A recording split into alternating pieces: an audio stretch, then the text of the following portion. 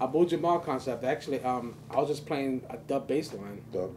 Where you know, when me, Joe, and Not for Profit used to write, we just go on these tangents in the studio, just like, you know, whatever happens, and we always like did some kind of reggae thing. You know, once in a while we'll do it for like 10 minutes, and you know, try to freshen ourselves up a little bit, and then get back into the songwriting. So that's like, that was our break. You know, let's take a big reggae solo. So it just happened, and I was playing reggae bass line. I was doing the straight up reggae beat. Joe was playing, yep, and then straight up the reggae one beat. drop. Yep. And then the middle part actually had kind of like a more like a grunge kind of thing. Actually, if you listen to it, I mean that's where we were headed. Yeah, you know what I mean, because it was kind of like the sign of the times. You know what I mean? I think it was like '95. We were still kind of like into the drop D sounds and all this kind of like heavy. No guitar solo. Yeah, yeah. I mean, we just wanted to make a noise part. Exactly. Yeah. So that was a little inspired by grunge, like the chorus. The song yeah. sounds a lot like. Yeah. Like a Kurt Cobain Nirvana. Maybe. It does. Yeah. You know what I mean? Well, we were listening to so much of that stuff then. I mean, especially Not for Profit's vocals when he's going Abu Jamal. Right. It sounds just like it sounds like Kurt Cobain. Right. Definitely. You know, imagine if the drum beat wasn't straight and it was a one drop, it'd be a completely different yeah. I mean, I was shocked when Not for Profit brought in the lyrics for that, and you know what I mean, because I don't think I've really heard about what was going on. Abu Jamal, I heard his name, but you know I wasn't schooled with it, so I mean it was really intense and powerful. And then when he schooled me about that a little bit, we kind of changed it up and made it even more powerful. You know what I mean? Especially like the bridge part, we kind of opened it up. We wanted to make it sound kind of really eerie. You know what I mean? So that's where that came from. Actually, it came from a lot of that came from the lyrics, that little midsection. We're like, what can we do to try to, you know, intensify a little more? And we kind of changed the ending. We kind of building it up a little more into something a little deeper and a little more intense. And then the remix for Abu Jamal,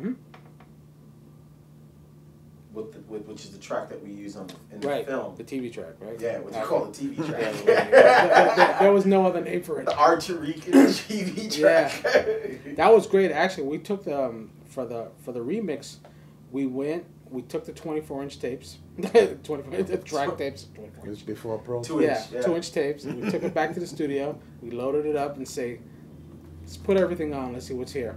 You know what I mean?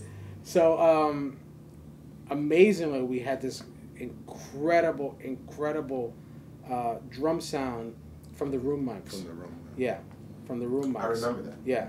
And it's like, you know, it's like, what in God's name is that? You know what I mean? Because the studio we used had this huge, of course, you know, 50-foot ceilings. It was an old warehouse. It had some metal bars still going through the top as well. And a lot of stuff was bouncing off of that as well. So a lot of that stuff you hear with the snare and the cymbals is all bouncing into like, from the metal that was on top of our head. You know what I mean? So we just used nothing but straight up 2-track, like room mics for the drums, you know, and then the bass kind of stayed the same. The guitar we tried to juice up a little bit to make it just kind of a little more present when it should be, because like for the original mix we kind of pulled it back a bit, and then yeah, but and then I think the rest of the format for that we kind of kept the same, but we kept on going back to the beat, you know, which we just love so much. Yeah. And also, we were thinking about the time of doing, like, you know, trying to, like, press it on vinyl. I don't think we ever got to do that, but, you know, try to give it to the DJs because we thought it was just a fat beat. You know, so.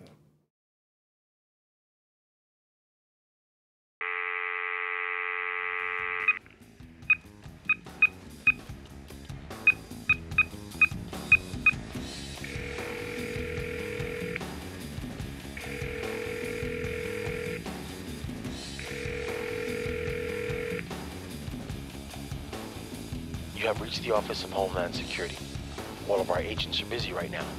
If you feel you have information on suspicious terrorist activity or suspect terrorist activity, leave a brief but detailed message, and one of our agents will get back to you as soon as we can. We apologize for this inconvenience and want to thank you for your continued vigilance in this war against terrorism. On redemption, this is the part where we buy back our brains and steal back our souls, where the debt is cleared with the wealth you robbed, and the price we pay for our freedom also comes the cost of yours, where your sins settle our salvation, and the violence you made to downpress us becomes the violence that uplifts us, where the history you wrote with our blood is rewritten in yours, and your death becomes our rebirth. This is where your end is our beginning. This is where recompense is redemption.